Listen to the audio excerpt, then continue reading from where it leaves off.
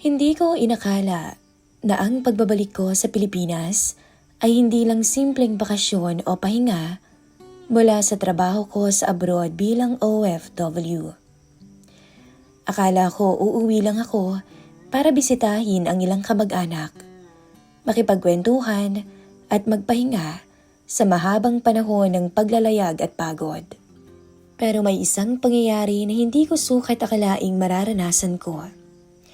Isang pag-ibig ang mararamdaman ko sa asawa ng pinsan kong si Lucio, kay Cassie. Gusto ko lang ibahagi, Miss Kay, sa channel ninyo ang kwento ko.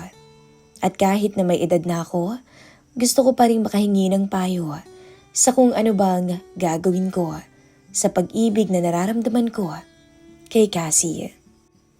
Dear Miss Kay, ako si Freddy. 45 anyos na. Hiwalay na ako sa asawa ko noon pa. May 2 kaming anak, pero nasa poder sila ng dati kong asawa. Masakit sa una, pero kalaunan tinanggap ko na rin. Wala naman ako magagawa, lalo na't nasa ibang bansa ako madalas at hindi ko talaga sila nabigyan ng buong oras noon. Alam kong yun ang dahilan kung bakit nagawang maghanap ng iba ng dati kong asawa. Yun naman talaga ang consequence ng mga mag-asawang nagkakalayo. Kadalasan, naghihiwalay. Ang pinsan ko, si Lucio, 40 anyos, isang seaman. Isa siya sa mga pinsan kong malapit sa akin habang lumalaki kami. Kaya naman nung nalaman ko na pauwi na rin siya mula sa barko, tuwang-tuwa talaga ako. Parang may pagkakataon na makabawi man lang kami sa mga panahong hindi kami nagkikita. Si Lucio ay may asawa na. Si Cassie, 39 years old. Isang teacher si Cassie sa isang pampublikong paaralan. Kilala ko siya bilang simpleng babae, magalang at maayos makitungo. Pero may isang bagay akong alam sa mag-asawa. Wala pa rin silang anak hanggang ngayon. Matagal na silang kasal, pero hindi sila nabiyayaan. At alam ko rin, Miss Kay, na si Lucio ang may problema dahil baog ito. May lahi kasi kami, Miss Kay, na baog. Sa side ng pamilya namin sa ama. Ilan kasi sa mga kapatid ng tatay namin ay may ganitong issue rin. Kaya sa loob ng pamilya, hindi na rin naman ito malaking sikreto. Tahimik lang naming tinatanggap yun kahit masakit. Mabuti na nga lang talaga at hindi ako nagkaroon ng depresya. Yun naman ang pinagpapasalamat ko sa Panginoon. Hindi ko alam kung paano nila hinaharap araw-araw ang ganoong sitwasyon. Pero kahit kailan, hindi ko nakitang nagkulang si Cassie kay Lucio. Sa tuwing nakikita kami sa family gathering noon, maayos silang mag-asawa. Masaya sila kahit silang 2 lamang. Minsan nga naiisip ko, naaawa ako kay Lucio. Para kasing napakahirap sa isang lalaki na tanggaping hindi mo kayang magbigyan ng anak ang misis mo. Noong umuwi ako, nagkaroon nga ng plano ang pamilya para sa isang reunion. Matagal na rin kasing hindi kami buo dahil na rin sa mga kanya-kanyang trabaho at iba't ibang oras.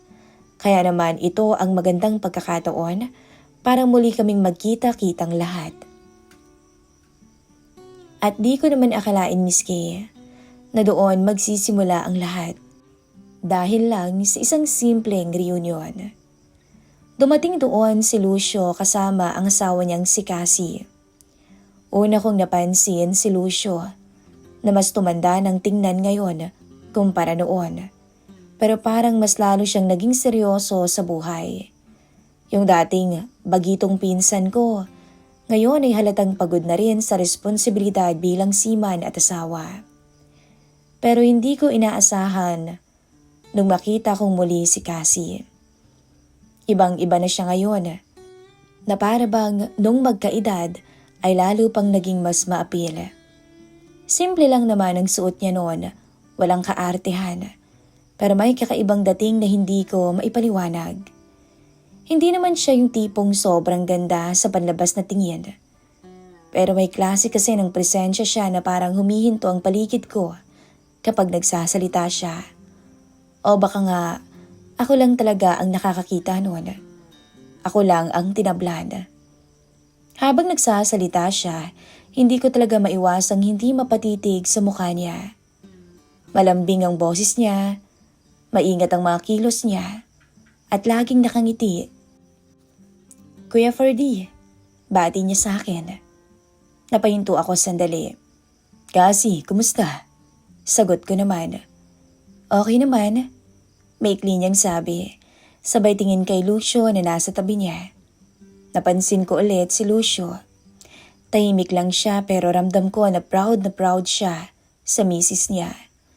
Yung tingin niya kay Cassie, parang sinasabi na kahit wala silang anak, buo pa rin silang dalawa. Magkasama, matatag, at may maganda pang misis. Sa gitna ng kasiyahan, nag-usap-usap ang mga magkakamag-anak. May mga kwentuhan tungkol sa trabaho sa barko, sa abroad, at sa mga lumipas na taon.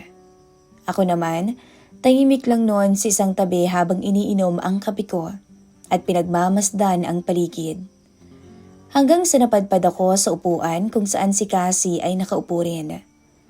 Mag-isa lamang siya sandali dahil ang iba ay umalis muna para kumuha ng pagkain. Nagkatinginan kami noon. Matagal ka rin palang nawala, Kuya Ferdino. Sabi niya. Tumango naman ako. Oo, ganyan talaga sa trabaho. Ngumiti siya. Kaya nga, si Lito madalas din wala. Kaya nakakalungkot pero sanay naman na. Dagdag pa niya. Hindi ka na nga ba nag-asawa ulit? Tanong niya. Nako, hindi na. Mahirap na, baka matulad na naman sa dati. Napangiti siya. Marami pa siyang tanong noon about sa akin. Pero hindi ko alam kung bakit. Habang nagsasalita siya, nakatitig lang ako sa kanya na para bang siya lang ang babaeng nakikita ko. Alam kong doon palang Miss Kay mali na ako. Hindi ako dapat makaramdam ng ganong klaseng atraksyon sa asawa ni Lucio. Pero heto ako, nangangarap na makasama ko rin ang asawa ng pinsan ko sa kama. Habang tumatagal ang gabi, mas lalong nagiging masaya ang reunion. Pero sa likod ng kasiyahan, may mga tingin na hindi ko maintindihan.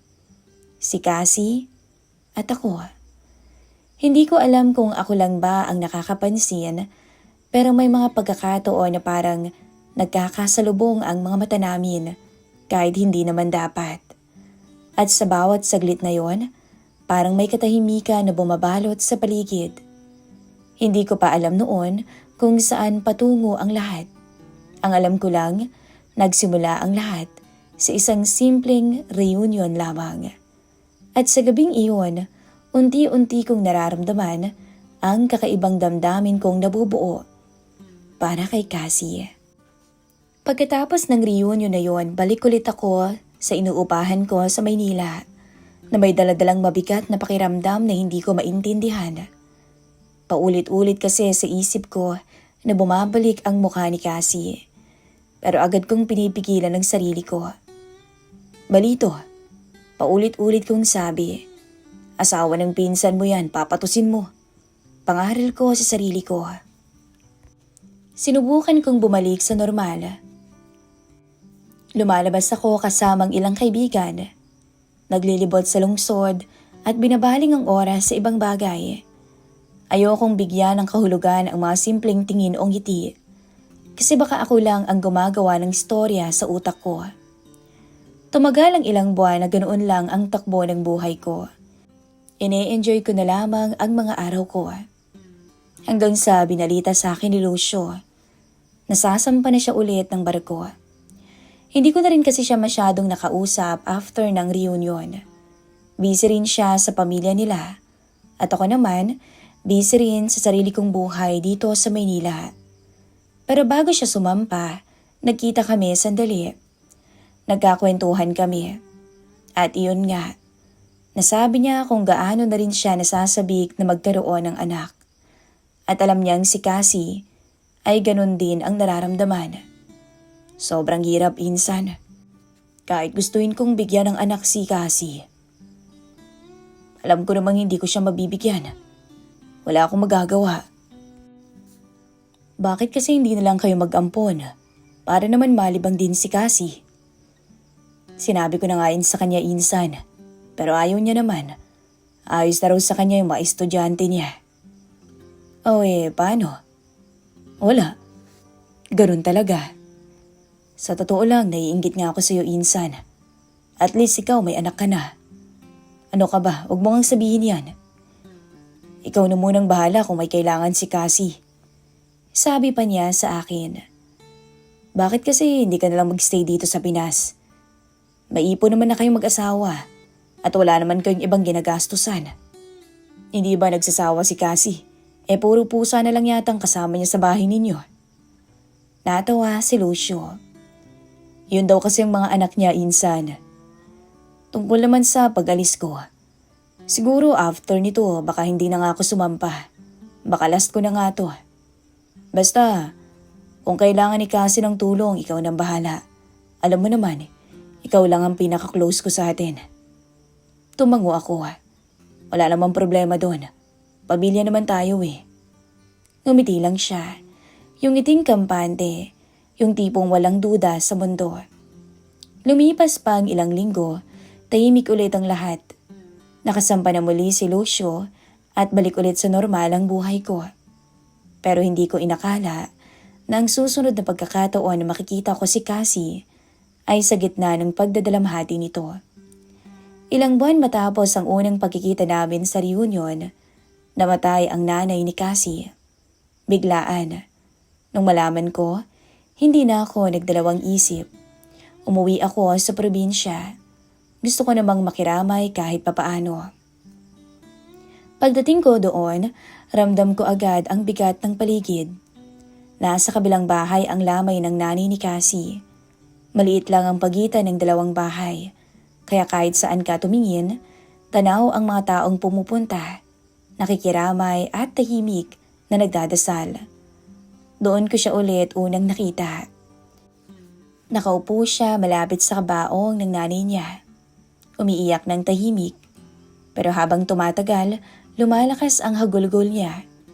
Yung iyak na hindi napipigilan ng kahit anong lakas ng loob. Walang ibang makalapit agad. Lahat ay tahimik lang at nakikiramdam.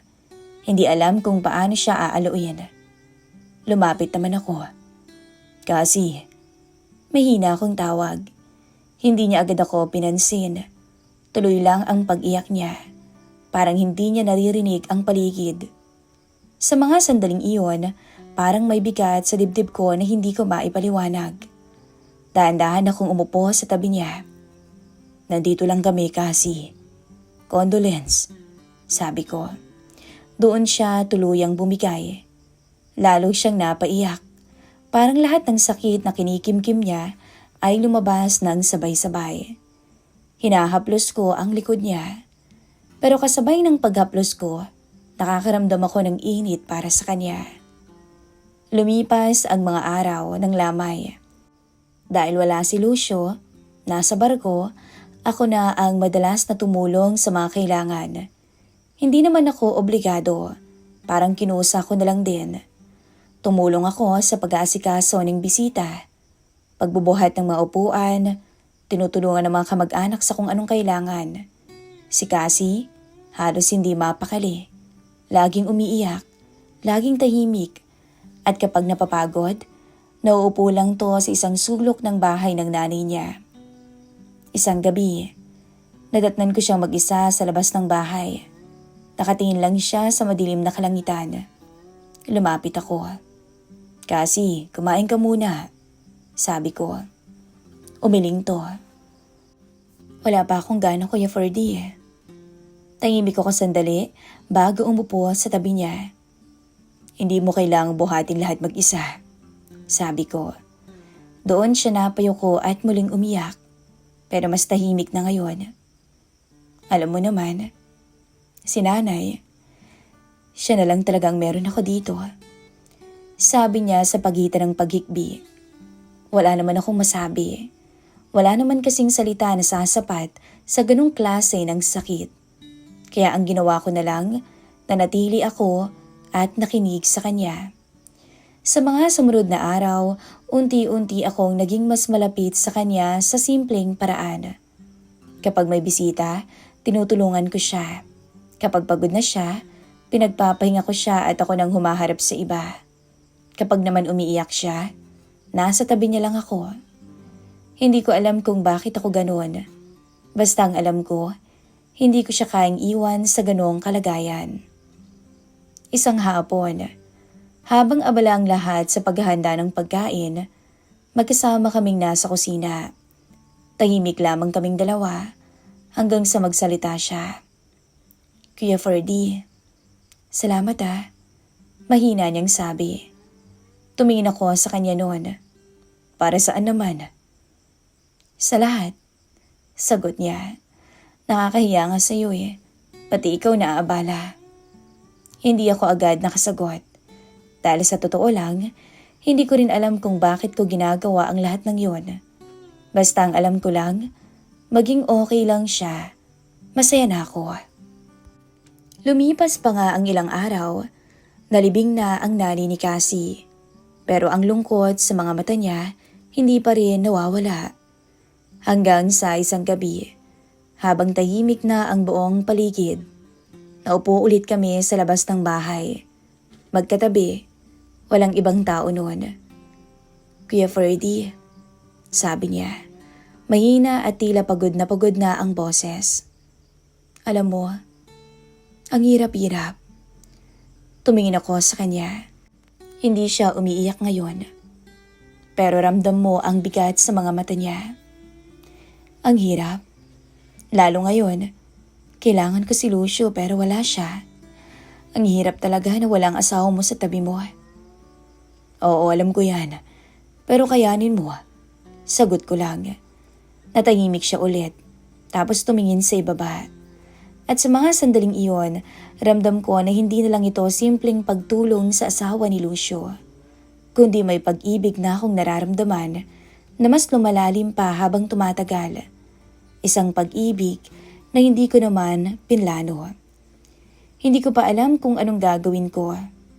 Pero sa bawat araw na magkasama kami, sa gitna ng lungkot, mas lalo kong nagiging malapit sa kanya. At iyon ang unang beses na kinatakutan ko ang sarili kong nararamdaman, Miss Kay. Pagkatapos nga ng lamay, unti-unti na ring bumalik sa normal ang lahat. Bumalik na rin ako sa Maynila ilang araw pagkatapos noon. Hanggang isang gabi, nagulat ako nang may mensaheng dumating sa akin sa Messenger. Kuya Ferdy, salamat ulit sa lahat ah. Simple lang naman ang message ni Cassie. Napakaikli lang noon, pero hindi ko alam kung bakit sobrang saya ko noon. Hindi ako agad nakasagot. Ilang minuto ako nung nakatitig sa screen ng cellphone ko bago ako nag-type. Walang anuman kasi, kumusta ka na? Eto, ayos naman. Masakit pa rin pero kailangan kayanin. Oo, maging matatag ka. Lalo't mag-isa ka lang dyan. Doon nagsimula lahat, Miss Kay. Hindi ko alam kung anong nangyari. Pero mula nung gabing yon, naging tuloy-tuloy na ang usapan namin. Una, paminsan-minsan lang na kumustahan. Tanong kung kumain na ba, kung okay na ba siya, kung nakaka-adjust na ba siya sa pagkawala ng nanay niya. Pero habang tumatagal, nagiging araw-araw na. Umaga pa lang, may messages na ako sa kanya.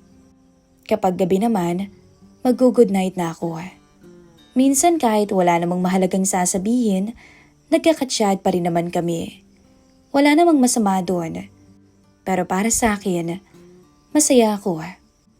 Kahit na alam kong mali. At doon ko naramdaman na kahit nasa magkaibang lugar na kami, para bang may tulay na unti-unting nabubuo sa pagitan namin. Alam ko, Miss Kay, sa sarili ko na maling-mali. Pinsan ko si Lucio. Asawa niya si Cassie. At ako, Nasa gitna ng lahat, ako ang may kontrol. Pero sa araw-araw na pag-uusap namin, parang dahan-dahang binubura ang mga linya na matagal ko nang pinangahawakan. Hanggang sa hindi ko napapansin na inaabangan ko na ang mga mensahe ni Cassie. Na kapag tahimik ang cellphone ko, naiisip ko siya. Ini-stalk ko na siya sa social media. Tinititigan ko yung mga selfie niya. At mas lalo akong natatakot dahil sa bawat araw na lumilipas, mas lumalalim ang pakiramdam na hindi ko dapat nararamdaman sa kanya. Hanggang sa isang araw, nag-message siya ulit. Kuya Ferdy, may seminar kami sa Maynila ah. Napahinto ako noon sa pagbabasa. Dito sa Maynila? Reply ko kaagad. Oo, pero sa susunod na linggo pa naman, 2 araw lang. Hindi ko alam kung bakit pero biglang bumilis ang tibok ng dibdib ko noon. Saan ka naman tutuloy? Tanong ko. Hindi pa naman sure. Baka sa hotel. May mga kasama naman ako. Ilang segundo akong tumitig sa screen bago nag-type. Kung gusto mo, pwede kang dumaan dito sa bahay para naman makapagkwentuhan tayo. Matagal siyang hindi nag-reply. Akala ko nga ang sasabihin niya, hindi pwede. O baka magdadalawang isip siya. Pero maya-maya lang, nag-reply siya. Oo naman, sige, puntahan kita dyan. Mabilis lumipas ang araw. Excited na excited akong makita siya. Hanggang sa dumating nga yung araw ng seminar. Hindi ako mapakali buong umaga. Parang hindi ko maintindihan kung bakit ako kinakabahan.